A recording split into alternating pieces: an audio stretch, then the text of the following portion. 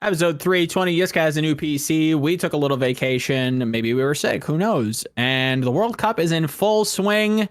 Finland just almost beat South Korea. It took them to the knife's edge. And here we are, ready to talk about some competitive Overwatch finally. We don't have any Overwatch League news yet. Day 69, 420 on that. But True. here we are. We have some games to talk about finally. Yeah, it's true. We actually didn't keep up with the day counter. Yeah. That slipped our minds That because World Cup gone. is so overwhelmingly good in my soul, Joe. There's no space for doubts. Okay. God, There's so ass. I love the hopium. I love the dejection in the mid-season where he's just like, I don't give two shits about World Cup. And then the end of the season comes around, he's all World Cup pilled. Now we're in the World Cup, and he's like, nah. Yeah. No, it's. You want to talk about Le Seraphim, or I don't know. The things always. I don't know if it's me, but things in my mind are always more beautiful than they turn out to be. Okay, like.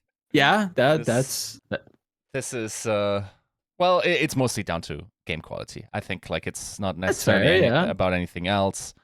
Also, the perceived level of seriousness that's at play. Sure. I'm not a big fan of best of two, first to two.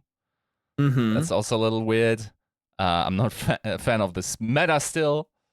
Yeah. Hard bastion metas kind of are a little sleepery, you know. Yeah. We're technically, for the audio listeners and even the video listeners, watchers, we're recording this as Hong Kong and Spain are playing. And there is a little bit of Wrecking Ball being played. I don't know if that's a map specific thing that Spain's been doing. But it maybe there's some hope. Maybe there's some darlings out there that want to do some off meta stuff. But yeah, it's definitely been Sigma Bastion to the moon. A little bit of Sojourn every once in a while, but it's been a little dull. I feel Yiska on that. It's not the greatest, but it's not the worst. Not the worst. There's been a couple gem games. Obviously, South Korea, Finland was very close. USA slipping a little bit versus the Kingdom of Saudi Arabia. Not surprising. I don't know. Is that kind of weird to you hearing that? Hearing that's USA lost, or Yeah. Yes, I think like okay, just from a historic perspective, of course they're defending champions. Keep in mind, Sure. This is 4 years ago at this point. Right. But Raucus is far and retired 2 times over now. Yeah, but like especially like on the comps that they got bashed on. Yeah. It like I didn't see that coming, to be honest. And I don't know. This is maybe Saudi Arabia is also just underrated. I think so. I think, and we will get into this. If you're a World Cup pill, don't worry. We will have timestamps. We will get to that. We have to say we have to do a little bit of housekeeping before we get into the nitty gritties there. But there is nitty and gritty stuff to get into, which is fantastic. Finally, feels good. Feels good to have some games to chat about. Other than that, Yiska, what's been happening? What's been going on? We started our BG3 playthrough. Don't worry, we have footage. It will be put somewhere. Oh, it is. Do we have footage? Magical. We have footage. Oh wow, I was not aware. Trust me, you will not be put in a bad light. I promise you. Okay. Your roles might be though.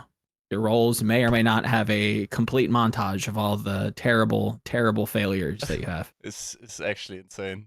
It's actually so many. Dude, like the double nat one is just something that sits in my soul now. We were trying to pick a door the other day. Don't ask me where. That's kind of a spoiler for content. And homie literally nat one lockpick on just an average basic bitch like DC 10 door like 3 times in a row. Yeah. It's just actually wild. I'm the best at rolls. It's insane. He tells me every time we load into the dice UI, he's like, "Have I told you that I'm the best at rolling?" I'm the best. He's the best. He simply is the best at being the worst. It's true.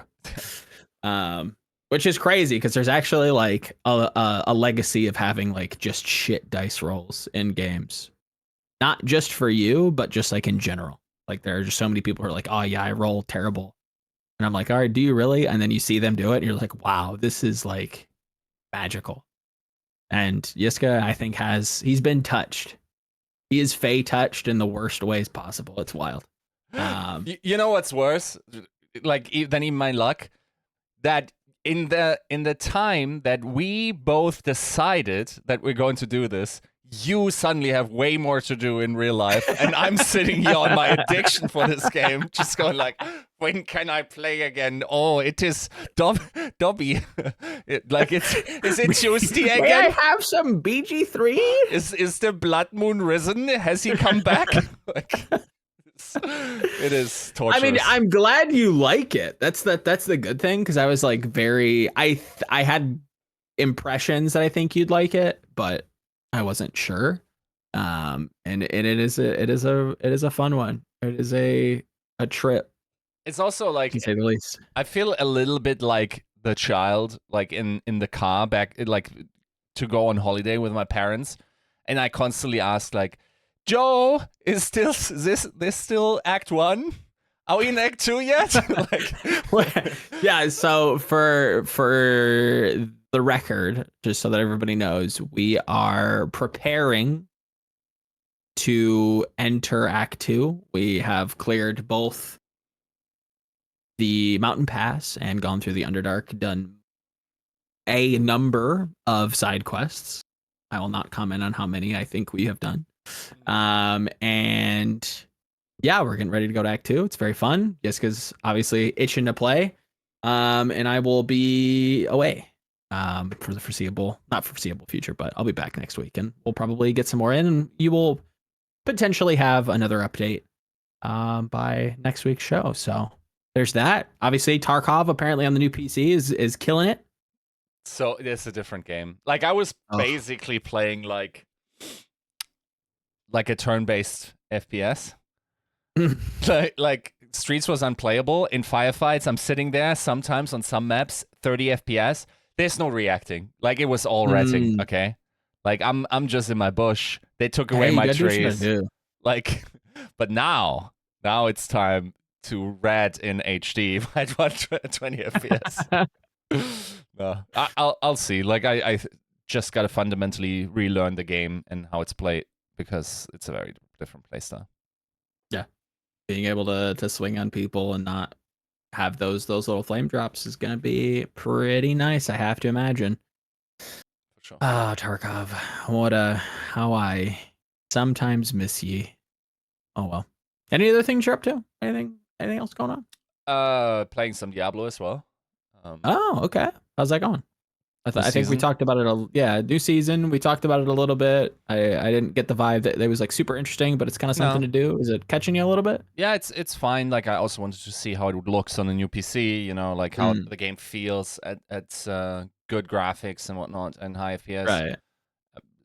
Is more fun that way for sure as well. Sure. But yeah, it fundamentally remains a second screen game or first screen game, second screen is content. Very much like Battlegrounds. That's also what I still play. Like, I only started playing this season. Currently just season. I think I'm a little bit over 7K, so really not far yet. But, yeah, no, enjoying that as well. And otherwise, yeah, just... Yeah, you're gonna have to You're gonna have to explain the whole Battleground type to me, because it's definitely something that I hear nothing but good things about, but it's very like quiet. Like you don't hear a lot of people playing it, but the people that I know who play it really like it. Yeah, I don't get it. It's also just like a boomer game. Let's be honest. Like it's the crypt. Well, it's like an auto battler, right? Yeah, but it's also not the okay. There are sometimes builds where it's APM. Where you have to very quickly sell and buy and stuff, you know, like much like TFT late game can turn into an APM game. Some builds sometimes will turn into APM builds based on like the buy-sell mechanic and roll mechanic. Sure. Okay. But yeah, otherwise it's pretty chill. It's once again a second screen game. There's some brain juice to be inserted. There's lots to learn, lots of ways to win the game. So yeah, I'm enjoying that greatly, honestly. And yeah, maybe soon it's also time to play Overwatch again, you know, like see how that works on the new PC. I'm just enjoying gaming, and also Blizzard gaming, let's be honest, in to a 7 out of 10. It's not like if Baldur's Gate currently is a 9 for me, then you know the other games are like a 7. That's fine to do while you're just like chilling out, watching some YouTube, watching some Netflix, catching up on some shows. I feel like that's where Blizzard games that aren't Overwatch are excelling at, and that's okay. I think that's not like necessarily a bad thing that you have a game or games that are just, you know, first screen, you're just in bandwidth, but your attention is mostly elsewhere. Talking about that quite a lot recently, so it's fascinating. I mean, let's be honest, like the viewer is currently, as we said, probably doing chores, probably doing something else, probably like let us know what's on your first screen right now, which game, because I'm constantly fiending for these types of experiences because they tend to log a lot of hours and therefore get boring in a relatively short amount of time in terms of weeks, not the playtime hours. So I also looked a little bit into Backpack Hero, but that's not for me. That's not my type of auto battler. It's a little fiddly. I already hate backpack management in every single game. I thought you would have got a kick out of it because it was like Tarkov, but like Battleground. Yeah, nah. I don't know. Like the mechanics are not mine. I don't know. I enjoy. I would shout out Backpack Hero, Backpack Battles, whatever the fuck it's called. It gets a little stale pretty quickly, but it's a cute concept. What are you playing right now? Not much. I died in Hardcore WoW to a disconnect. So that was fun. Huh? Level? Like 30. I was like waiting around for friends, and then they were all like getting ready to go do stuff, and I was like, oh, I'll get on, and then I got on, and I was like killing a ghoul, and then I disconnected and I died. I was like, holy. All right, I'm done with this. Yeah. I need to figure out if it's my Ethernet or what. But that being said, enough ranting, enough vamping. We have some Overwatch to talk about, and we can only talk about the Overwatch if we have our beautiful, beautiful patron producers to allow us to do that. So this episode 320 is brought to you by Battlecrab, Refine Bean, Bronze, Babu, Hal, Picasso, Lolshin, Porkchok, Sammy, Rexane, Volamel, and Sugar High, and our YouTube members Blave, Bliss, IMDRW, Brother Adam L, Ice MGL, Fireman 6, and AK. Can I quickly jump in? Because like I'm interested if folks actually enjoy this type of side talk. Because Joe, you know what's announced? What? The last part of Attack on Titan. Attack on Titan? Oh, the last part we swear we promised, but not really because he's putting out another fucking manga chapter. And of course we're wait, we do have a I thought isn't that like didn't he say I'm gonna talk about like writing another manga chapter? Oh, like putting out another chapter? I haven't heard anything about that, but that would certainly be interesting to me.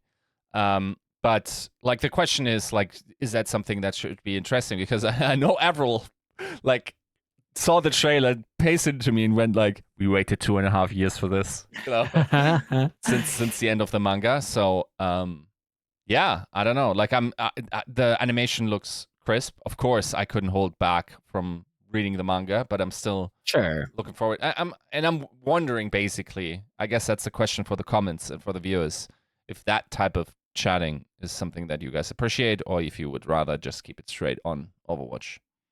Yeah, we can definitely just talk about God knows what, because there's plenty of God knows what to talk about. There's not a whole lot of Overwatch. To be fair, like I mean the Flashpoint thing is semi-big, as at least the Korean side, right? Or the Epic side, where they actually have an offline event. O2 is reforming, so there is something on the horizon, but that's mid-December as well. Yeah. So there's still some time to bridge. There's plenty of time to sit and vamp. So I looked up the Attack on Titan manga, April 30th, 2024. That it'll be a new chapter. Have 18 pages and be released with an illustration art book called Attack on Titan Fly. Okay.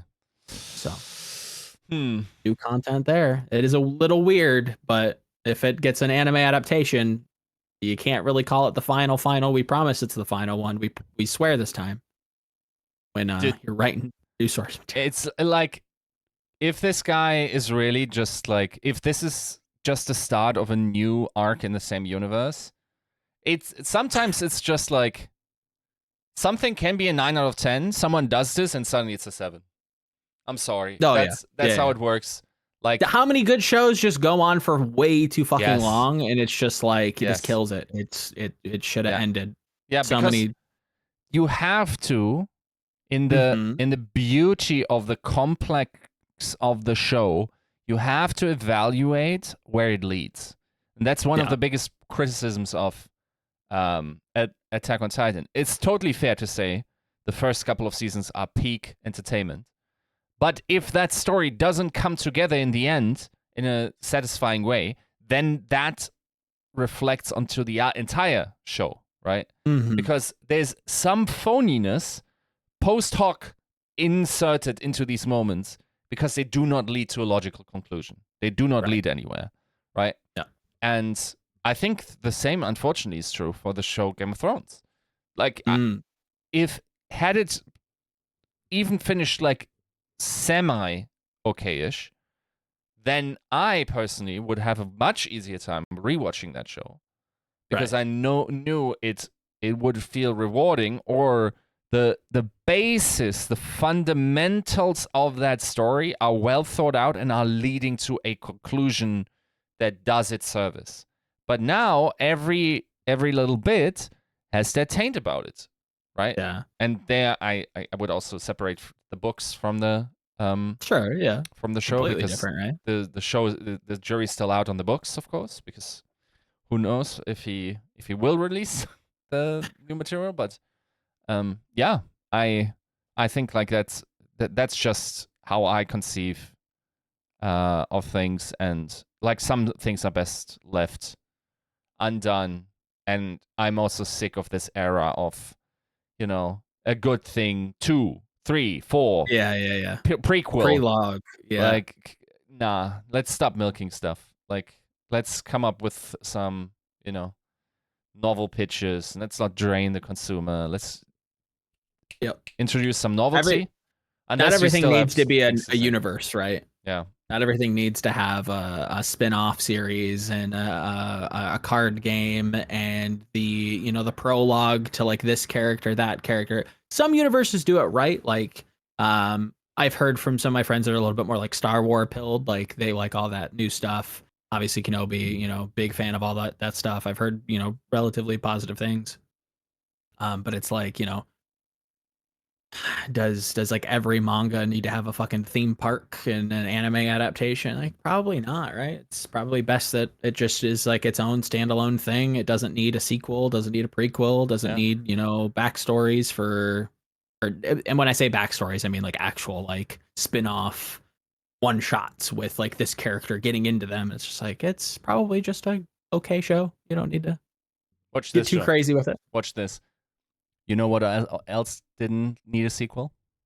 In hindsight now? Overwatch 2! Yes, Overwatch. Let's go.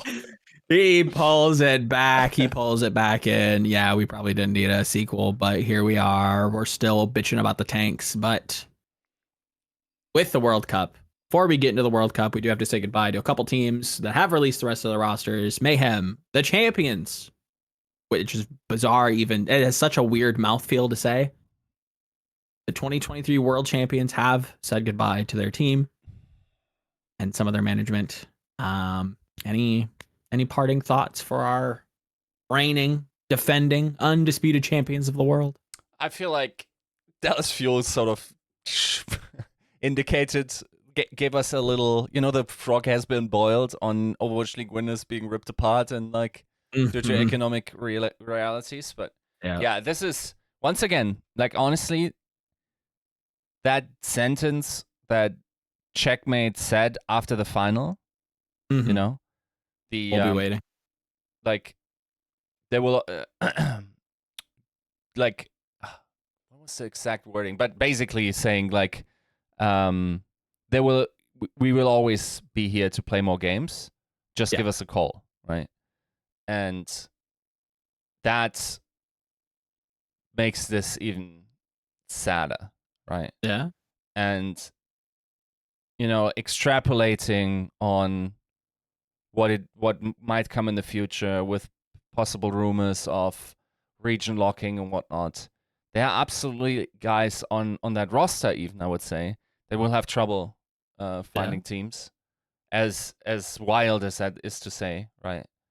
And we don't know what the future holds anyway, but yeah, it's really sad. But I mean, that's unfortunately the state of this esport at the moment. The nature of the beast. As layoffs hit all kinds of different teams, and I think Bungie just laid off a bunch of people. I think the games industry in general. And I know that, and it's weird to say to a bunch of esports fans, but we also have to remember that we are like a niche of a niche, you know? Like yeah, but we are tiny. Yeah, I would say like video games is more than a niche at this point, but yeah, points well taken. Yeah, agreed. You see, you get what I'm saying though. Like in the larger video game space, which is also the niche of the niche is the Overwatch is a niche and esports is a niche, and both get exceedingly nichey, right? Yes, very much so. Even though I do think like Overwatch like is doing some good things, like just the game, like the public perception of it. It's doing goodish. I think like the new hero pace is definitely something that is attracting more and more people. It's definitely going to be interesting to see what BlizzCon looks like with this new tank hero. That'll be super fun and interesting. Tanks are usually well, not even usually at this point in Overwatch 2, they are like without any shadow of a doubt, like the tempo setters, the identity is really focused around your tanks. So having a new tank in the mix, possibly allowing you to facilitate a new style would be definitely a way to freshen up things. It's super exciting. It's always fun to get a new toy, so that is a good thing. But Florida Mayhem aren't the only team to say goodbye. London as well, with putting in quite a bit of effort for a goodbye post. I think that's something to commend that front office with. The London Spitfire also saying goodbye to their entire roster. Hottie, Sparker, Backbone, Sauna, Admiral, Landon, Mr. Landon McGee. What a lovely name. Chris and Commander X also gone. Anything there? Anything about the London? Another great year? For sure. I will say for London, they did not have the chance really to do anything, because the way it worked this year, if you recall, like every year we get time windows as to when to sign free agents and new rosters and whatnot, right? And those are predicated on the new PSA being put into place, right? So there's just no world in which you can renegotiate a contract during the season. That's very unlikely that anyone did that, let's be honest. Yeah. And without a new PSA and a new signing window opening, those guys could actually not be signed to Overwatch League contracts, right? And as far as we know, I think there are currently only publicly known 5 active Overwatch League contracts, if I'm not mistaken. Right. I think it's Smurf, the K, and then Alpha Yi Flora Teru. Yeah, is that right? Couple Washington guys that had their stuff floated. Yeah. So like that's 5 guys of which we know. London could not have extended their options because they were already all on option years. Therefore, they could not have taken up an option. I think the exception, I mean, presumably because it was his rookie season, would be Sauna. I don't think he was on a 1+0. Therefore, like he would have had an option, but let's be honest, that was also a guy that was outside the core of that roster. Other than that, I feel like what it didn't end up being like the full core, but there's a decent amount of British Hurricane DNA in this roster, right? Yeah, so definitely. Like whatever you thought Overwatch League's final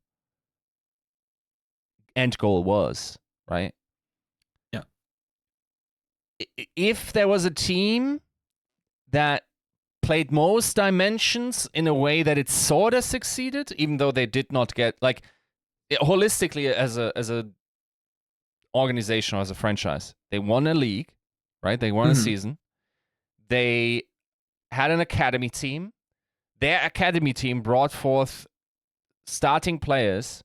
Then when they were economically led, and still figured out how to win, still participated in playoffs. And then it was also a roster that had some of the identity of the players from their home region, right? They actually incorporated players from that home region, right? Or coaches as well, right? So, not just region, but also country. So that, like, it's not 100%. Don't get me wrong. Like, I'm not saying this is the dream, what every fan was imagining. But as far as compromises go, this, as far as the dream of what Overwatch League was meant to be, really what they missed out on is hosting a homestand, which they didn't. Understandably, arguably, because of COVID. Yeah. But they would have, of course. And then other than that, I think they just played through Overwatch League in some ways, right? Yeah. Like, they did not 100% it, but they are arguably the organization that got the closest to, I'd say so, yeah, getting through most of the achievements that one, or the archetype of what an Overwatch League franchise ought to achieve or land at, right, in the end. So therefore, like, yeah, once again, like, you would have to say others did certain aspects of what we're praising better, in, like, just individually. So for instance, it's probably unarguably the case that Florida Mayhem has the best budget roster of all time. This is a mid-tier budget roster this year, and they won the league, and they were second in NA, and they won the preseason, right? That's really impressive. Regionality could have been, okay, I mean, the Seoul teams, that's kind of cheating. But in everything, just like holistically, it's an interesting thing, right? Like, Cloud9 with London Spitfire tried a lot, and with the exception of homestands, they kind of tried to adhere to the vision, and to a degree it worked, and to a large degree also didn't, right? Yeah, I think let me pose this to you when it comes to London and like their success, which it is. Like, you can't look at the London franchise as we kind of close the door to the Overwatch League and not view it as a successful story. Like, yes, there were some bumps and there were some bruises throughout, signing the British Hurricane roster, them not necessarily living up to expectations, and then kind of getting it all together in these final 2 years and in a huge and terrific way. Maybe even that season 2, that Korean roster that just never really got goats, never could really get it off the ground, and it wasn't very good. All things considered, when you look at the rest of their peers and those resumes, it's a really successful team, 100%. Do you think this was, I'm going to be very careful with my words, not to like offend anybody, but was this almost a little bit kind of serendipitous, let's say? That, like, because again, when you think of the London Spitfire, you also have to kind of lay the context of what this team was. So you come in to the league signing 2 of the best teams coming out of Apex. You sign GC Busan, you sign Kongdu Panther, right? Sign both those teams, you just Jack Big Dicks it, throws money at them. You just pays them out, right? That doesn't work out. Halfway through season 1, you start benching players left and right. You find that core, you run with that core. You win the first season. Fantastic. Awesome. Great. Second season, not as good. Definitely not as good. Season 3, arguably even worse, I'd say. Now that I'm like thinking back on it correctly, like, oh boy, that team. It's the worst season of this. Maybe season 4. Yeah, okay. Season 4 could have been a little bit worse. That's fair, but is that not when British Hurricane kind of comes around? They start going a little bit more budget. Yeah. So it's like, could you have written this any better? Like, for a team to kind of pivot budget, have the kind of resources and connections in a lot of different ways, have this like academy team to kind of pull up that is incredibly successful, put full faith in them, land a coach that the GM's always wanted to work with, in Christopher. that all comes together. They gel real well. A lot of this stuff like was the fruits of foresight, having that academy team for so long, having that be successful for them. To me, it is kind of this perfect storm of like, you really can't change too much in the story for it to like play out the way that it did. You know what I mean? Mm-hmm. Yeah, it is like, it's not lucky. It's nothing about this is lucky. Everybody put in a lot of hard work and like fought tooth and nail to kind of keep things going. But there is like this magic to like how this story, the arc of the London Spitfire kind of finishes as like one of the Western faces. I won't say the only Western team because that's just not true. But like when you think of like Western teams, I feel like a lot of people associate like the London team. Mm-hmm. And yeah, no, I think these last 2 years have been kind of magical in a lot of different ways. So they I don't think they have anything to sad about. I think like it also bears repeating that same statement is true for the Florida Mayhem. Oh yeah, 100%. Like without a doubt. Like that, their ability to incrementally improve by signing players, buying into the vision, and going off of that, really solid. Like I have a ton of respect for that, and it's like the fact that the both of those teams are the ones to bow out sort of around the same time. It's kind of sad. Like those were some of my favorite narratives. Mm-hmm. Just observing them trying to figure out what works. Yes. Yeah. And there is this really fun aspect of esports in general, because this isn't just an Overwatch thing. This is just an esports thing. Since I started like watching competitive video games, that like in the off season, everything changes. Every roster changes, event after event. You have players being dropped and picked up, and everybody's trying to look for like the rebuild to like win that like title, to like get to the top 8, right? Everybody's trying to shuffle things around. And I felt like London and Mayhem within these last few years had that good balance of, okay, yes, we're not going to settle. We're going to always look to improve.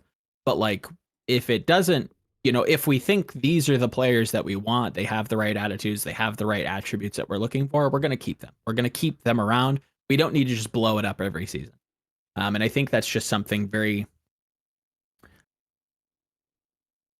it happens a lot, I feel like, in esports as a whole. That's just like, we didn't win, it's a failure, blow it up. Like there's no redeemable qualities here. We just got to get new players. And it feels like it was not the case with these two teams.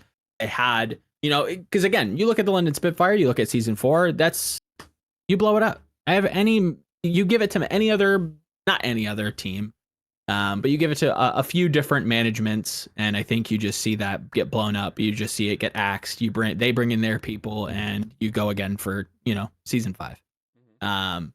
But to be able to kind of trust the vision, improve it for sure. Undoubtedly were improvements made, but there's something to having and knowing what you have, and trusting it. Same thing with Florida. I will never. I think gets to really. That I think his success story is one that I think esports history will probably look back at very, very fondly, because I don't think that Misfits is going to let him skedaddle anytime soon. I think he's got a great head on his shoulders in that way, because I don't think you take this franchise and do what he did with it, and not have some kind of proficiency, some kind of managerial skill, and just not know what the fuck you're talking about. Yeah, that's fucking insane. They also kind of locked content down. I always felt like they had a good eye for talent, not just on the competitive level, but also like outside the game. I thought like the little bits of mayhem that Swing Chip did was great. Mm-hmm. Honestly, Avast and Albert were like knocking it out of the park in terms of content and humor as well. Yep. Like they are actually like culture creating mechanisms within the and there are not many in this esport, right? No. Which is one of its greatest issues. There's not a lot of actors that are actively able to creatively add to the story and create memes and create talking points and, summon something out of nothing.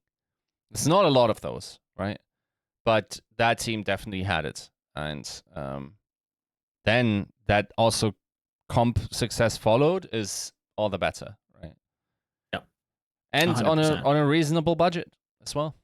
So yeah, I mean, there is that always like there is that it's not an asterisk, but it's something that always will like forever haunt this run. Where it's just like, well, if all like the players, if there was more money, then they don't win. It's like, yeah, probably. I don't know that like you could probably fetch a Chorong. I don't know that like certain players are available for the budget that like Mayhem is given. But however, that's the world we live in currently. So I don't think that you can really what about this title run. Yeah, no. There are plenty of teams that had bigger budgets that could have tried to outpace them and try to buy them, and they didn't. And look where they got, Yeah. Took a lot of like self-sacrifice. Obviously we've had people from the Mayhem on the show talk about them taking, pay cuts, about, using and trying to create an attractive environment. Obviously, I think Chorong and someone are friends, and having someone on that roster and knowing and having that kind of pull from him, it's, in another way, like you said, it is a kind of another perfect storm scenario like London was. And you can't just always what about this. You can't, I get your favorite team. Hello, talking to you, Timmy. Maybe your favorite team didn't do as hot, and maybe you feel a little jilted by the Mayhem, all the Mayhem praise, but you got to give it up to them. Again, team for 2 years straight at the beginning of the Overwatch League era was just hot garbage. Mm-hmm. Somehow brought this back. That is impressive to say the least. Yep. That'd be like the Valiant next season, if we get a next season. Knock on wood, let's say we get a next season and the Valiant somehow are a world championship playoff team, like not immediately, but like slowly but surely improving to the point of like that's to the level that we're talking about. Yeah. Like Mayhem were bad. By week, I'm not watching them. They're just gonna get smacked. Yeah, they were actually arguably the least desirable franchise, because like at least Shanghai Dragons had some meme factor in like, oh, worst sports franchise ever. Yeah. Type of moment. Everyone forgot about this team if it wasn't for their walkouts. Like, Yep. I think that was the only redeeming factor for quite a few years was like, well, they should just do walkouts again like Mayhem did. It's like that was the only like imprint left on this fan base.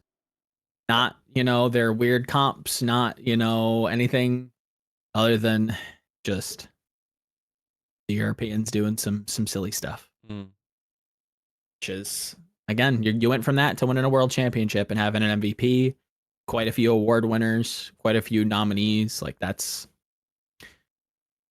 special stuff right there. That is special stuff, and it's sad to see him go. But with whatever comes next, much to echo what Checkmate said, hopefully they'll still be here. Hopefully they'll still be interested, and they'll be waiting. So hopefully we get to see. We talk about, as you were kind of running through your kind of monologue about Mayhem, it posed a little bit of a question. If we did like a show match of all the Overwatch League champions, all those rosters, and yes, I know that'd be very weird for like the San Francisco Shock to have two separate teams, but bear with me. Like comparing the rosters in the context of Overwatch 2, not necessarily just Overwatch 1, which do you how would you order those rosters? Of the winners? Does that make sense? Yeah, just the Overwatch League world champions, those specific rosters. So just how Dallas do you think Fuel you would order? And Dallas Fuel, Shock, London, all time. Them all time. Yeah. And is that just based on name value, right? Sure. How you think they would play pound for pound, but within the current framework that we have, within Overwatch 2. So 5v5, some of the metas that we've played recently. Like, do you think that like the London Spitfire of like 2018 could maybe hold up? No. Like, if you pound for pound brought all players and put them on the same team, given the same starting points and whatnot. Okay. Same time, I still think like the talent on a team like Florida Mayhem is probably much higher. You could argue that Shanghai is probably... Is it Shanghai or is it Shock? Nah, it's got to be Shanghai. Which Shock? Season 3 Shock? Season 3, yeah, with Ants. Yeah. Yeah, that one's up there. It's weird to say, but like, yeah, Dallas probably has to come in next, but that does feel weirdly low, right? I mean, Dallas also in hindsight just is like, well, who's like, probably Edison is probably the one question mark that you have. Yeah. And then in Sparkle also, like, yeah, he was a really good tracer, but not like an S+. That's fine though, but you have the best backline and probably the best front line of all time on one team. That's really hard to beat, right? Yeah. Yeah, it's super close. But it's then close, again, like, but that's kind of the exercise. If you is that, if like, you bring how it close into, is Mayhem really? But then you bring it into Overwatch 2, and now the tank line doesn't matter as much. And there, the DPS start eking that out for me. Because so when you say tank line, do you mean the tank depth or the actual tank position? It like, if you can play Fearless and Hanbin at the same time in the same match, that's much more value than having either being or. Only able to Still play great to have the options between one of the two. Yeah, but it's not the same as having those guys play next to each other, right? So DPS you have to give to Mayhem, have to give to... Yeah, I think like Dallas Fuel just loses just about any DPS. Dallas Fuel Season 5 championship winning team is probably the weakest DPS line of all winners. Maybe... Nah, it's. I think it has to be. Maybe Shock to Season 2. Wow. Yeah, I mean that would probably be the order I would put it. I don't think I can give it to Shock Season 2. Just because like I don't think I have like a good enough framework because that whole season was just so dominated by Ghosts. Yes, we did see way more, obviously, with Rollock. We got more DPS come playoffs, but yeah, I would probably put them last, but I would agree that like, yeah. And just in terms of like DPS, like, yeah, Dallas probably comes in quite low there, which is, again, the exercise is to look at like how would we really rank this Florida Mayhem roster as a championship winning team as we look back throughout the championship teams of ye old yesteryear, right? Mm-hmm. It's a pretty damn good team. It's a really good team, like really, really good. I don't think that like we as a community kind of are saying that. Yeah, like I will say, like, Florida Mayhem in the context of Overwatch 2, best tank, right? Yeah, like, best tank line. What Fuel had going on with them is really good, but arguably as Overwatch 2 presented, it kind of depends on what kind of a meta construction you like. Whenever it gets chaotic, I want someone every time, always. Right? Yep. If you can settle into a long-lasting meta, either going with Fearless or Hanbin will probably outpace eventually, unless you have a meta that is established and also switches between main and off tanks. Sure. That way, right? It's meta dependent, I would say. I don't think there's a question. Like, I'm sorry, but RuPaul, Charong, and none of the others. I don't want to hear it from any other team. It's got to be Fielder Geo. Like, it's the best backline of all time. I'm pretty sure that you can't beat that. Certainly wasn't like London is the worst of all time of the winners. Oh, easily. Dude, Nuss, without a doubt, it's crazy. Nuss might be the worst Overwatch League starter to ever have won a ring. I mean, yeah, without looking at like, yes, in keyword on starter, like you don't hand me the bench player, like don't give me shit about Bebe, like you know, even then I'd say that Bebe is probably better than us, but go off. Yeah, dude shouldn't have even been on that lineup, to be honest. It's nuts. But yeah, it's got to be Fila Chio. Just what they did this season was pretty impressive. Last season, of course, like this is the best backline of all time. I don't think Violet and Moth come close to that. Nah, I don't think that's fair to say. For that, like Fielder and Chio actually had success on all other teams. Yes, they stuck together, but Fielder was also really good without Chio. Yep. And the same cannot be said for Moth, for instance, right? The same cannot be said for Violet more so, but not to the elite level. Like Violet as a individual player is more interesting for sure. But like as a backline established one, it's got to be Chio Fielder is the best support duo of all time. Yeah. Yeah, and then DPS is super stacked. I'm not sure who the best is. I still feel like it's like Lipstalker, but that doesn't count because didn't win a ring. Didn't even make it all that deep this year. Yeah. But the DPS line, I'm not hating on any of them. They are all stellar. No. Even season 1, yeah. Yeah. I mean, Prophet and Birdring, like, right? Doesn't get more iconic. Yeah. So Shock season 2 and season 3 ran deep. They had multiple players that you would have to count. Season 4 Shanghai. Lib is just such a monster, you know. Fletter still like priming. Season 5. Like we're talking shit about Sparkle and Edison, but they were still really good. Bad. They had to super good. Hold up against fucking like prime proper with a fucking team around him. Yeah. And then this year, like Merit, I personally underrated Merit. I'll be honest.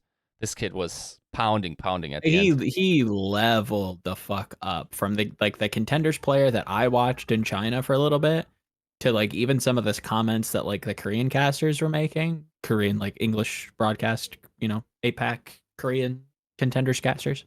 It still felt that Merit was this like high upside kind of risky individual player that like was just going to take some angles and like sometimes he's just going to win you fights and sometimes he's going to end. Like very much like Sparkle at the beginning of his career. Yeah. Haksal to another kind of archetypical player, right? Like these like hyper aggressive, like mechanical hands players that are just like they don't have the you know, it's not all the rest of the way there. He has grown into a fantastic world-class hit scan player that hopefully we don't lose any other hit scan based games out there right now that are popping off. I'll give you a tough one, Joe. Okay. Checkmate or Sparkle? Honest to God, Checkmate. I think he really he hit me this year. I think Sparkle's good. I just haven't seen him within the last couple of years, like really both in a position we've had him in positions to succeed. Like I remember like the Queen meta was very good for him. Obviously also very good for his tank player at the time. He's grown as a player, but I don't think he's still I'll echo a lot of those old talking points around Sparkle. Doesn't have the depth. He's like good on a lot of stuff. He's not great. I think Checkmate is almost the same player, but like I look at him as like a value. I could probably get Checkmate way easier than I could get Sparkle. I feel like at some point in his career, Sparkle just decided he didn't need to be the uber star of his team. Yeah. And that probably was better yes, for him. I think that probably gave him a ring, but it also denied him sort of to be the superstar that he absolutely was when he hit the league, right? Like he was the best Genji in the league coming in. And there were some gods around. at the time when he hit, right? Yeah.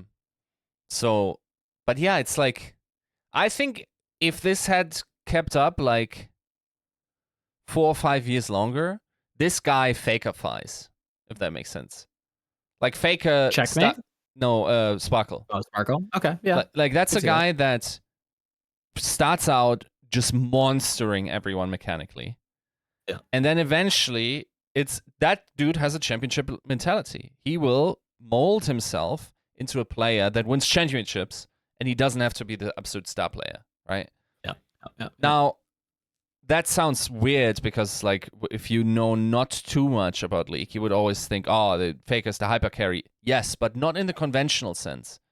Yeah. Faker's is a transformative figure for T1, where, like, if you haven't followed League this year, this team won with Faker the first couple of matches in the LCK. Then he injured himself. They lost everything against the last place teams where they were getting farmed.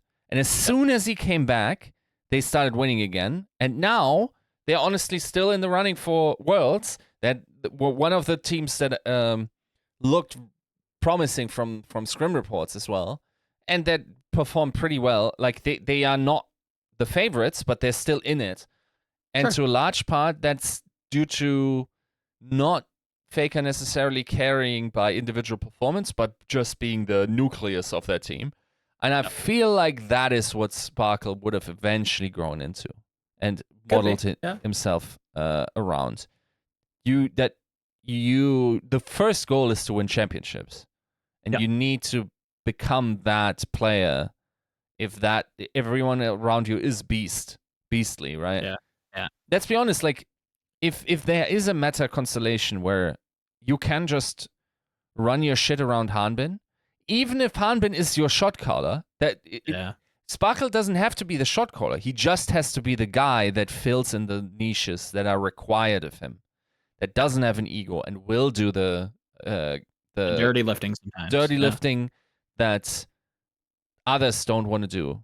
There's a good book. We discussed it probably season 4, I think season 3, about like the statistical analysis of these types of players in traditional sports. And you would think, oh, it's the star player that's the one that makes teams win. Nah, it's the emotional or strategical leader. They might be, but what they actually are, the players that actually win the most, are the ones that will, or the teams. Let's frame it this way: the teams that were dominant in sports history had one aspect in common, and it was this type of player. This fill in the nooks and crannies of what else our team is not able to provide, and still do a great job, and put yourself in service of championships, not in service of your own ego. And if that's water carrying, that might have to be. If it's being the emotional leader and talking the real stuff and having the uncomfortable discussion with the ownership and whatnot, and pressing to get that extra player and whatnot, that might be the case. But it's basically the player that molds himself into the niches that is like water, looks at the vessel and forms himself after the vessel that they're poured into, right? And I feel like, as I was watching Sparkle, as I kept hearing stories from behind the scenes, how important he was for the Dallas Fuel, I feel like that he would have eventually Faker-fied. Yeah, I think given enough time, I think that's definitely a possibility. As we're kind of thinking through this, it makes my brain kind of like, it teases out this idea of players who both have matured and been very quiet, good, but quiet, and those who consistently are like fighting the maturity. There's a few that like scream to mind, that are very good players, but just don't seem to be the best at conforming in a way. Yeah, they're just like players. They're trying. Where the entire engine of their play was about being being me and being like very expressive. Yes. Eric brings up Yaki. I would say. I mean, that's who I was thinking of. I was thinking of Kape. Yeah, I could see that. Right? Like, this guy still had it in him, even shortly before he quit Overwatch. But it was clear that, like, MN3 was encroaching upon. Like, he was probably just a better mechanical player, if we're being honest. Yeah. And Kape didn't seem to have the capacity to fakeify, so to speak, right? Like, he was in that position in the same org and whatnot. Yep. And he did try, but he didn't have the same success. And I don't think it's a lack of trying. It's a lack of also having that skill set of being water. Yeah. Right? Like, there definitely is a checkpoint for players to reach where it's like you do need some kind of like not necessarily intangible, you need this ability to kind of be that hyperflex, and it was pretty clear that like Carpe both was like waning in terms of like his niche prowess, but also like never was a super flexible player out of like 2018, 2019 era. Yeah. It's like, I feel like there's just an expression of like the ever rising tide of individual skill, where either you keep up, and some players have, like Prophet, sure, or you have to transition into a role that's less mechanically demanding. And we saw that as DPS players started to get outpaced, they switched to tank very often. Yep. Right. And some of them had success, and some of them didn't have as much success. But that's a way to still bring value to the team and try to win in a way. I think Sparkle had the more authentic way, or the more... The thing is, like, my question is, like, had there been a heavy, hard carry Genji meta, could this guy have slipped back into his carry pants? 100%. Much in the same, I like the Faker analogy, because there are plenty of metas where like Faker still is an incredible Lulu. Easily one of the best control mages like of League history. I don't think that's wild to say. Maybe isn't always the best, but like is like top 5 in the world. Yeah. Without a doubt in his region. And like that's the type of stuff that I think you need from somebody that it really truly is a superstar that like is going to be able to both facilitate his partners and his teammates very, very well, but also still give you the height of mechanical prowess at that, not necessarily assassin, hyper APM, super involved. Like, I just need to hit my shields. I need to pass the ball. I need to do XYZ extremely well. I think Sparkle easily gives, if you give Faker LeBlanc or whatever I think it was LeBlanc. This is dated League lore, but like I think if you give him some of his like staple picks, I think he goes brazy with it, right? Like I think he just shows out. Much in the same way that I think if you just give him Lulu, you give him Orianna and some of these like older metas, he's still fantastic at it. Just super, very, very mechanically gifted. Sparkle, same way. You give him Genji, he's gonna say, "Get behind me," and there's gonna be people to get behind him. You know? Yeah. I feel like, and this is okay, we are entering the boomer stage of this podcast, but I feel like it is way overrated how much an older folks skill set deteriorates. Like, losing reaction time, not being able to pick up new gameplay concepts as quickly or whatnot, not having the grind in them and whatnot, right? These things are all true. I think what is really not talked about is the sheer pressure of talent that's coming up. They're just like hyper juice, dude. Like it is just different if a game comes out, the 15-year-old picks up the game, starts practicing, at 18 is the best player in the world, sticks around until 25. At that point, a fucking 18-year-old that was 11 when they first touched the game comes on. They have written that game's DNA into their source code, bro, and they're getting younger. There's a CS:GO player called Monacy. That dude has like, I think starting the age of 9, this man has an average of 6.5 hours of CS:GO a day. Okay, since the age of 9. Yeah. you're like, there is just nothing that, like, the selection of talent and the desirability of that type of talent is increasing as well. But dude, like, we're at that point where, like, we're basically gymnastics, where, like, it's not the pressure of parents that are going like, please be an esports player, but it's like 9-year-olds getting their hand on a mouse and just restructuring their epigenetics in order to, like, fucking crank out the last 2% of humanly possible aim, right? And that pressure keeps up. And I'm like, just like, yeah, like, when I was 15, the mouse was invented, you know, like, sure. How should I ever compete with a motherfucker that started out of the womb? That's part of the thing I want to get out of you, because I think you and I both have, and I'm not trying to gatekeep anybody, because this is from any remotely competitive faculty, whatever competitive thing that you've ever experienced in your life. There comes a point, if you take it seriously enough, and I know that you have, and I've to some degree, and I've heard this from a few different people now, that there comes a point at which you experience someone that actually just makes the sky open up, and it actually is a paradigm shifter. That is just like, I will, no matter what, I will never be you. No, you can view it, but once you feel it in a game, it's different. You are like, I will never do that ever, not once. And I can't imagine the context of getting to the heights of being a world champion or being in the playoffs of, like, your competitive, field.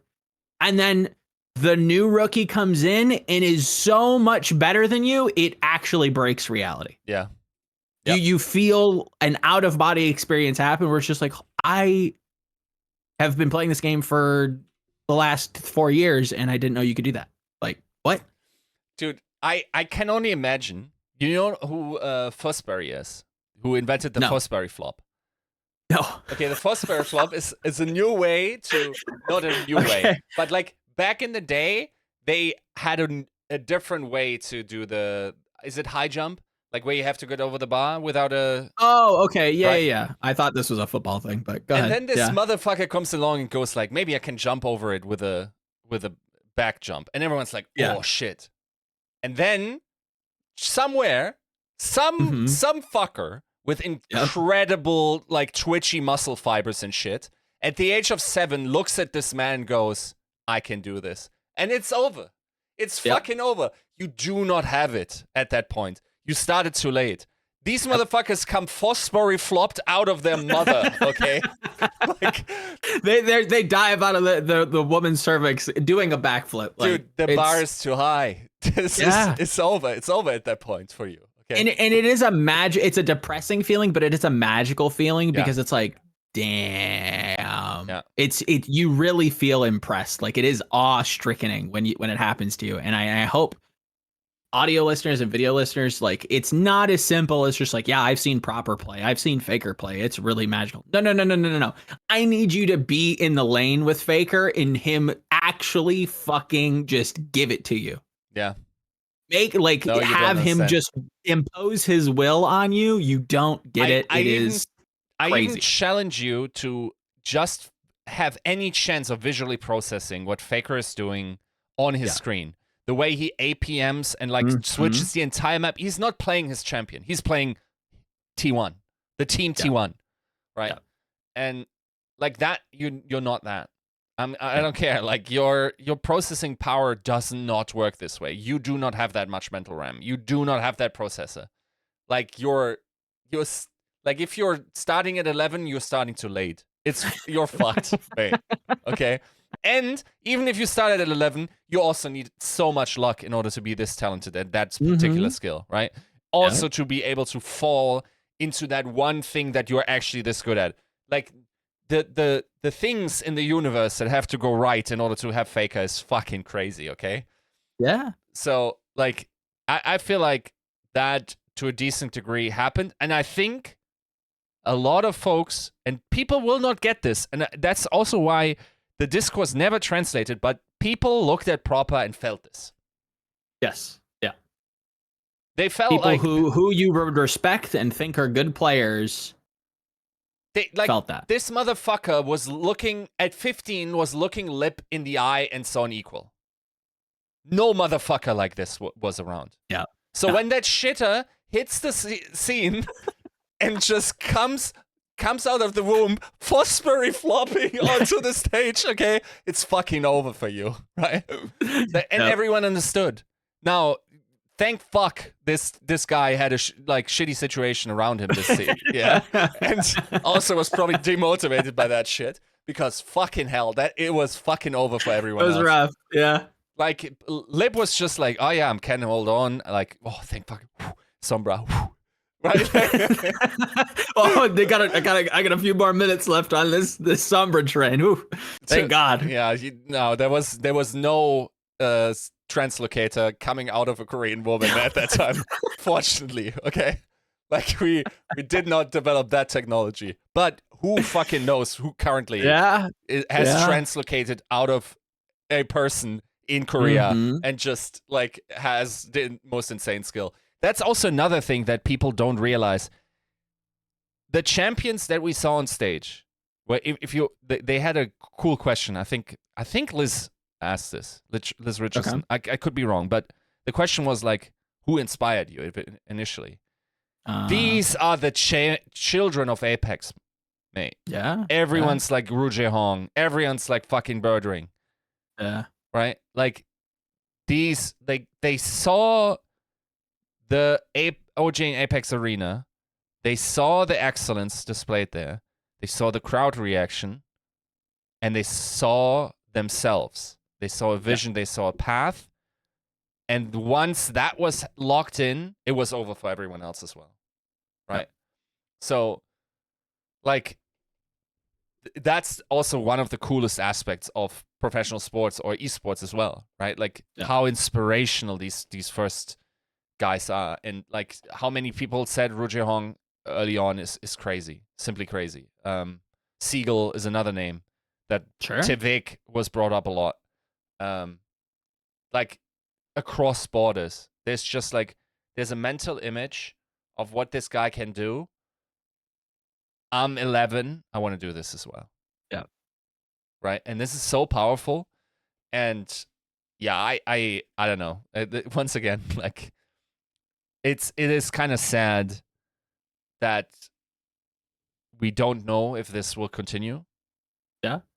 But I feel like if I'm in that position, which I'm never going to be in anything ever, but I would take solace in that moment of knowing that there was another 11-year-old on stream watching you play in Toronto and lift that trophy and went, what if? Yeah, I want to do that. And that's, the cycle of that is like, who knows where the ceiling is, you know? Yeah, 100%. That's the engine to keep, I think, competition going. And that's something that if we are agreeable to that, where if you focus on individuals and have this spectacle be kind of put forward, you just farm inspiration. You get all these impressionable kids.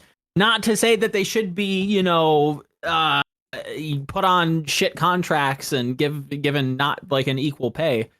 That's not what I'm saying. I'm saying in the most hopeful and optimistic setting, that's what is going to create like sustainability, is people who want to try to do this, who want to and are inspired by the people who came before them. And then that kind of working through and fighting through the filter, and some of them aren't going to make it. That's just kind of the nature of things. But the ones who do are going to also inspire the ones that are below them, working their way up, right? Like that's what kind of makes this all go round. And you can't do that as successfully when we're focused on brands. You just can't. Yeah. It all comes together. It all comes back to esports is individual. Yeah. Esports is not team. As much as, yes, we love a team, we love a brand, we don't watch brand streams, we don't watch team streams, we watch individual streams. We cheer for individual players still by in large number. Yeah. We are fans of players. We are fans of characters. Everything about this, even far-reaching into like the most general sphere, it's about it's about focusing in on a specific thing, whether it be a hero, a player, what have you, right? It's all about individuality in that sense. And if we can't leverage that well, we gotta realign. And that's the hope. That's the hope, is that whatever comes next is a lot more individualistic in the sense of the branding, of the focus, of the direction, so that we can kind of tap back into that inspiration, because it is something that I think we've lost, amongst other things. It's definitely a little lacking, I'd say. Yeah. So the World Cup, eh? Hey, World Cup. All right. Great Britain is currently battling Brazil. It does not look relatively close. And Winston and Doomfist are being played. Fun. It's not Sigma and Bastion for once. Let's see. It's going well. We did talk about at the top of the show that Finland and South Korea, historically, I don't know how many World Cup historians out there, historically a really, really close match. I don't know how many World Cups we've seen that matchup, and it's been really tough for Korea to put Finland away. Like, I think, was it? I mean, it's been a minute since we had a World Cup, but I believe at the Incheon qualifiers. Yeah, Incheon qualifiers day 1, Finland, Korea, 3-2 Korea. And that went the distance. And this is a team Finland that looked like Taimu, Linkser, Davin, Zappis, Fraggy, Bigu, Shaz, Coach Saita. South Korea was Sabiobi, Libero, Carpe, Meko, Fate, Jonak, Arc, Pavane, Coach. Oh, yeah. Like, and these are prime players. These aren't like slouches at this point. You know, like these are the kids in their primes. Finland, and I think there are some tech difficulties there as well, if memory serves. Like, Korea, Finland's kind of bangers. Like, historically speaking, they just kind of go ham a little bit. Yep. Did you obviously it just happened, so I'm gonna guess that you didn't catch that game. I did not. No. That's fair. Very competitive, worth watching. I saw a little bit of discourse on Twitter talking about, you know, how Hanbin might be like an all-time great Sigma. I don't know if I want to go that far just yet, but Who else? you know, who else was like an all-time great Sigma? I mean, I'll put Choi there. Choi, yeah. Gargoyle. Gargoyle, Krong. yeah. Krong was one Krong season. prime. Yeah. Piggy. I think Piggy, yeah, probably. I don't think I like saw him enough on it, but I think I trust enough people to believe in that. Yeah, he might be. I just don't know if like a World Cup game is enough to kind of push me over the edge, you know? Yeah, no, fuck that. Yeah, no, it's like it's tough. Challenging, yeah. Yeah. Again, solid. I'm sure it's not a bad pick for him. There's not too many picks other than some of the traditional main tanks that really are. I think statistically, even a couple seasons ago, he was also very, very quietly a strong Sigma player. But yeah, no. Korea obviously still looking phenomenal. Are they the team to beat in your eyes? Of course. Who else? I mean, Team China kind of. Nah. You don't think so? Nah. I mean, it is Gushan. Maybe a Sigma meta.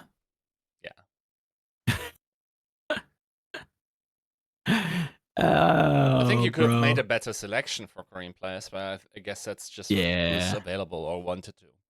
And they kind of ran back the Dallas hidden boost. Yeah. That kind of thing. Yeah. So. Yeah, no, Korea is scary, man. Korea is really, really scary. I am a little, the more that I'm tuning into World Cup, the more that I see Sigma, the more that I do have to wonder how deep China really is going to make it, you know? Because it's like, you don't really have to question too many other positions, but can you really force Monkey on everything? Can you force Ball, Doomfist? Like, I don't know. You got some slim pickings with Spain, Thailand, Hong Kong. We'll see what happens when you know, let's say if Group C first seed would have to play D second seed, which is either going to be USA or Saudi Arabia, probably. It's not completely a wrap for China there. I don't think that's just a complete walkover. I think they actually have to not just try, but like you got to play well against either of those teams. And this is assuming for audio listeners who are probably listening or watching this after the matches have been played, USA Japan will be probably, or actually I can tell you right now, it's going to be played in 10 minutes. So probably by the end of this, we'll know the entirety of the bracket and we can review it. But I'm assuming USA beats Japan moving forward. Am I a little bit biased? Yes. Even if I'm completely logical, am a proper Bayesian. Shout out Eden. I've seen him around a little bit. I think he was weirdly enough in Albert's like Leagueathon stream. I think he was like just fishing for stuff. I was like, oh look, Eden. So hope he's well. You look at that team, you look at Japan. I think Japan's like not a bad team, probably, better than France, but are they going to beat USA? Probably not, right? Yeah. So if it's not, if you had to tier rank, I don't know. How have you seen a ton of World Cup? Hell no. Okay, fair. Not a ton. That's perfectly fine. From the bracket that we do have, it's South Korea, Canada. I think that's an easy one. South Korea advances. Yeah. Yes. United Kingdom, Finland. Now we get a little interesting. Yeah, I think that one's just locked up. Yeah, that's the question. Can you scroll up, Eric, a little in the groups?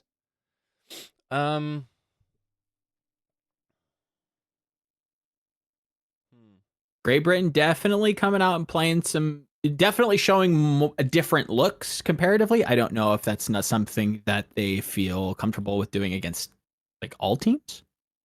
I think the meta is definitely.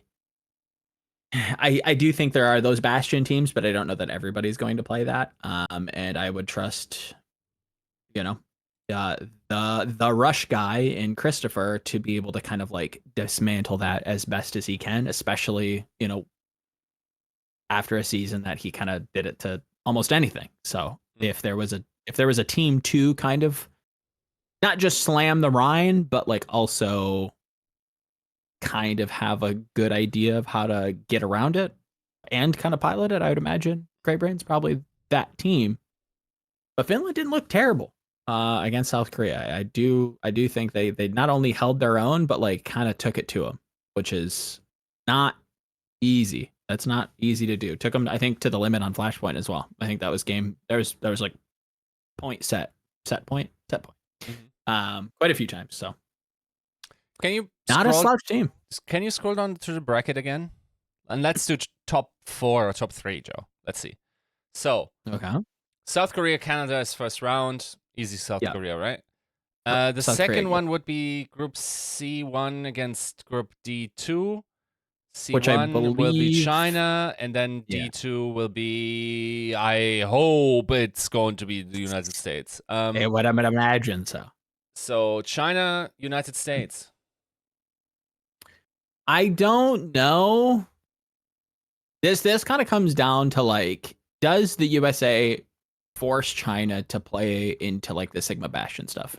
Because that's something that should be something that USA plays well, right? Kaluge, I think at this event, that's what I'm kind of afraid of, right?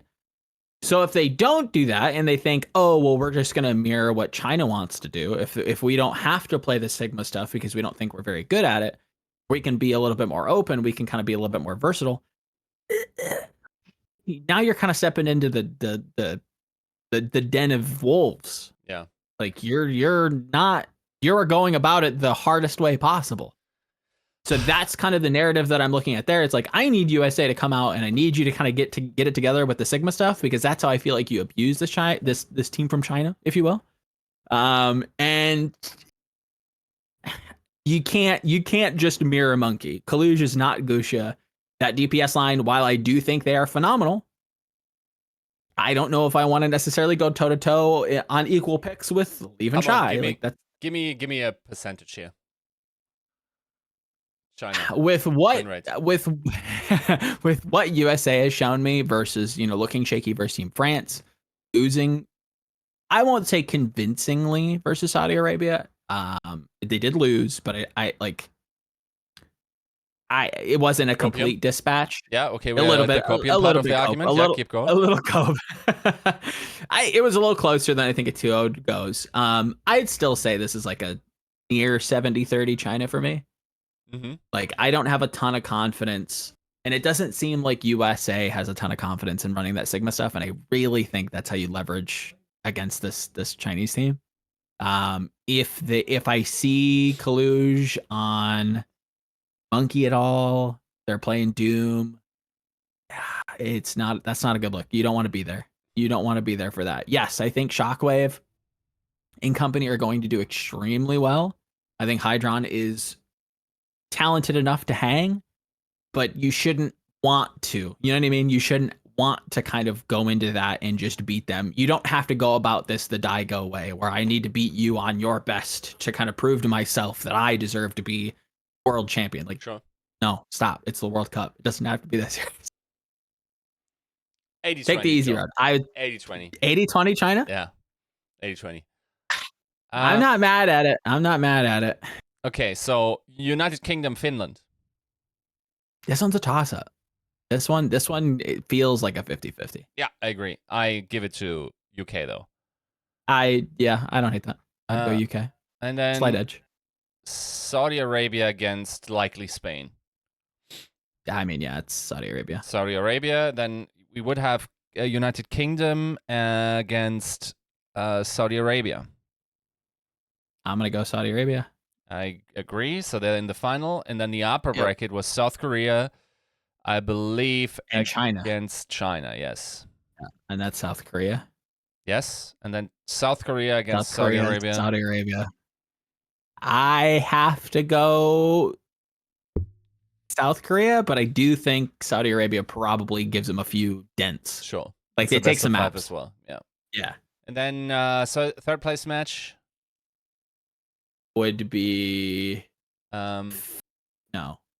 UK versus against China.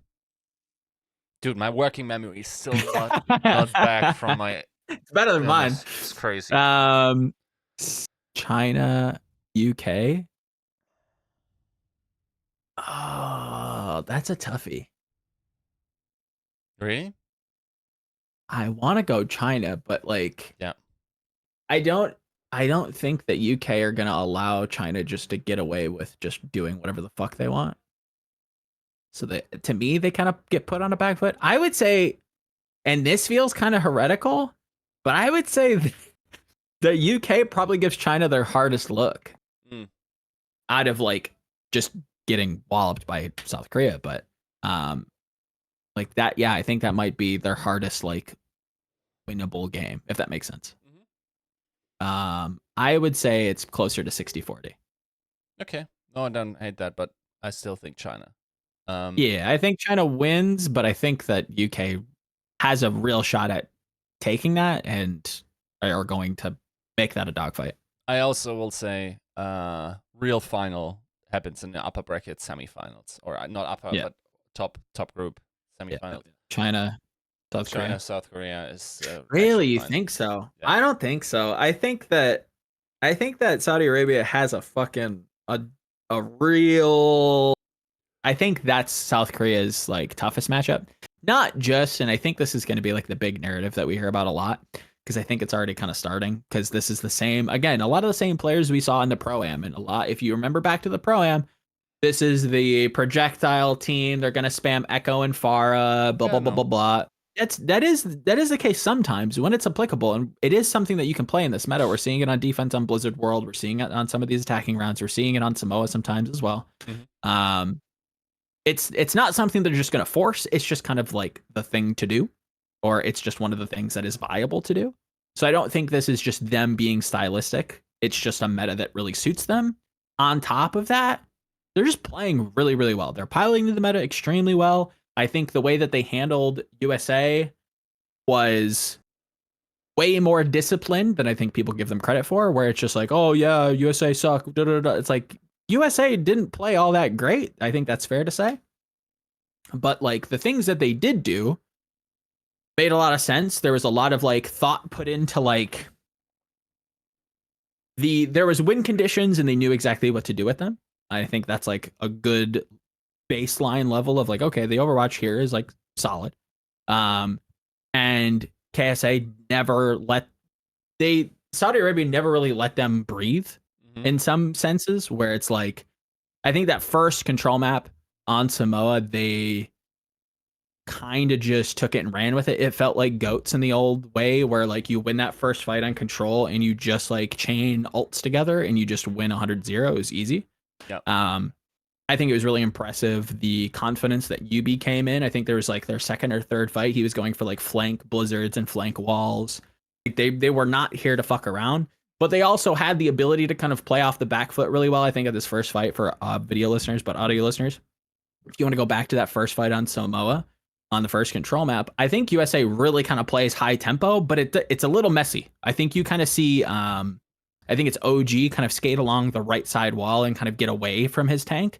He kind of gets blown up, right? Like, so there's still some like messy positioning kind of going on for US, where it's like, you can't just fuck around versus like some of these good teams. And I think that, again, I have to wonder if people are necessarily believing that Saudi Arabia are going to really compete, because I don't think that they're given the respect in the server that they deserve.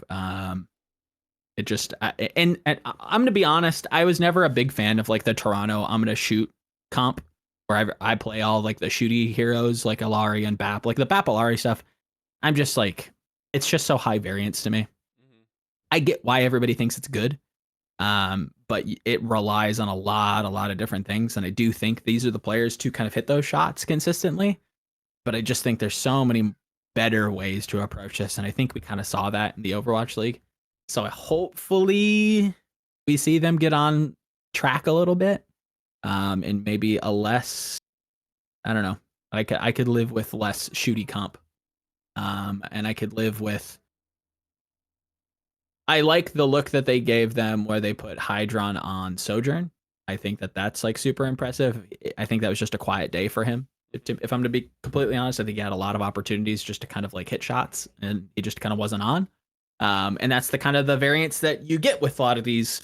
I'm going to just take my shot shooty comps, is like sometimes you're just not going to hit. And that's the nature of the beast.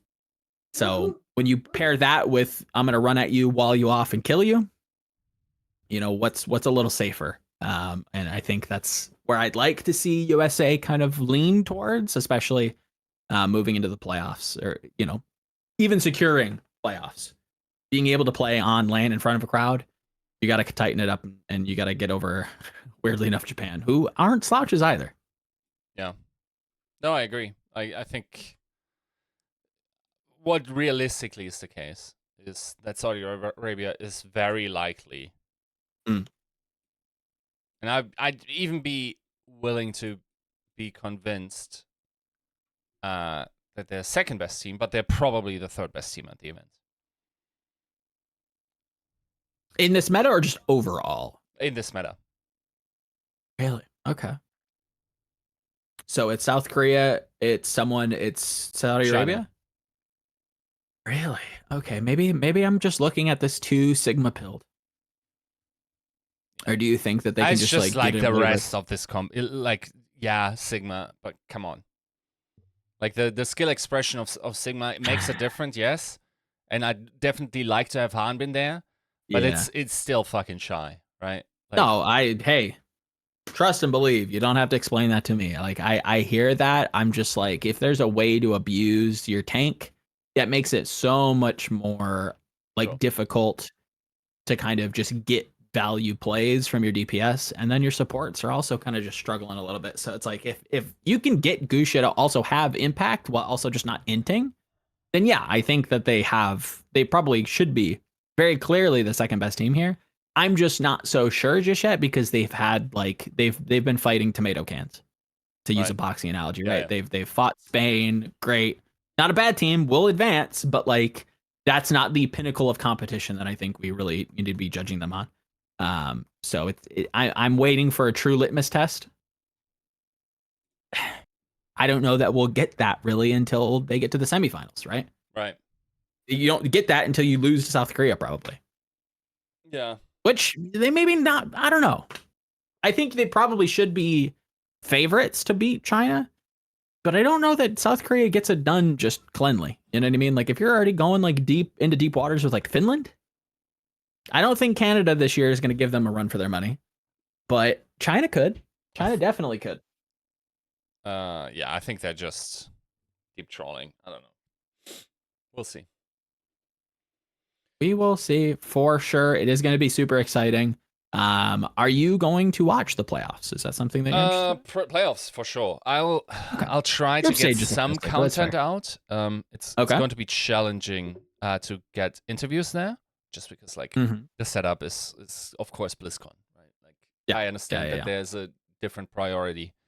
But yeah, I'll definitely tune in for the better matches. I just like can't see these stomps. Like it's not even the stomps that like hurt. It's just like the level of play at this play is not for me, and I also can't buy into the narrative. Yeah. So like I don't mind stomps in regular seasons as much as it adds to the story of the victor, you know, and to contextualize the dominance. I don't need to be convinced of the dominance of South Korea here, right? Yeah. So we'll see. No, 100%. It is very likely that we will not have a defending World Cup champion this year. But we may have a return of an old familiar face that could right the wrongs of the past. Maybe we get, one last hurrah for Team China. Or maybe it's just a complete and utter surprise. I think to even people in the know that maybe a team like Saudi Arabia can kind of. It's not impossible. It's certainly not impossible. Yeah. It is They're not really impossible. Good. These boys really, yep. They're fucking very, very talented. And I think we said that in the Pro-Am that this is not a team you need to be sleeping on. This is a team that is going to compete. And this is, if you were impressed by them in the Pro-Am, you should be even more threatened by them in the World Cup. We have a couple teams of like actual teams, but even then, like this team will probably hit the podium and has a shot at winning gold. So definitely be prepared for something to happen. We're not too sure what to expect. I think South Korea probably should be favored, but we'll see. We will see. It is going to be a very, very interesting weekend as we round out anything coming down the pipeline. You were teasing a little bit of content, but anything locked in? Not really. I'm trying to get some World Cup stuff out, and I'm also trying to get back onto the feature horse. I think I'll just do a lot more writing, less journalism stuff. Of course, keeping tabs on the news as it develops. But yeah, I don't know, like sometimes during long walks I think like very much why I do more mostly like journalism now is because there's a lack of it in the scene. Oh yeah. And if I had the choice, I would do more creative stuff as well. Unfortunately, the Christmas time and the content lull and all of that allows for more of that. And then also want to get more invested into other esports. Like I'm greatly enjoying watching Worlds at the moment, and enjoying the narratives there. And yeah, we'll see how things progress as we move forward. It's an exciting time. A lot of things coming up. If you didn't check it out, I did do quite a few different little interviews. Not super long, but hopefully give a sense of some of the teams that both were competing and some of them are no longer competing. Out there for Esports Heaven, did a bunch. Check them out. Credit to Astro and Unter with some actual fucking heat. I think Astro was talking about how he's excited to play for like some of the players who are coming up in contenders who haven't necessarily had a chance to play on LAN and in the Overwatch League. And I was like, dang, that's like super, super fucking wholesome. And I think like that's like some candidness that you don't hear a lot. And then Hunter wanted to make Astro cry. So that was very interesting. And Hunter consistently lives up to the hype of him being incredibly sarcastic. I asked him about like Nami, that like Australian player that everybody was like kind of popping off about. Like, oh, give him a shot, give him a shot. I was like, so what do you think about Nami? He goes, he's all right. I'm like, okay. Nice. Then I was like, is there anybody else that you're like interested in like, bigging up? And he goes, Nami's all right. I'm like, okay, all right, very good. Nice. Quite a few words. But no, it was good. So check those out if you're World Cup pilled. I've got other things in the works for GG Recon and all that kinds of stuff. If you want that flowery bullshit, I'm your boy. Get at it. But yeah, 3:20. We're out of here. World Cup will be over by the time you probably hear it. Well, not over, but we're back. World Cup will be done. So yeah, tell us why we're dumb. Tell us why we're smart. Download the pod, like and subscribe, all that good stuff, and we will see you next week. All right, lads. Adios. Peace.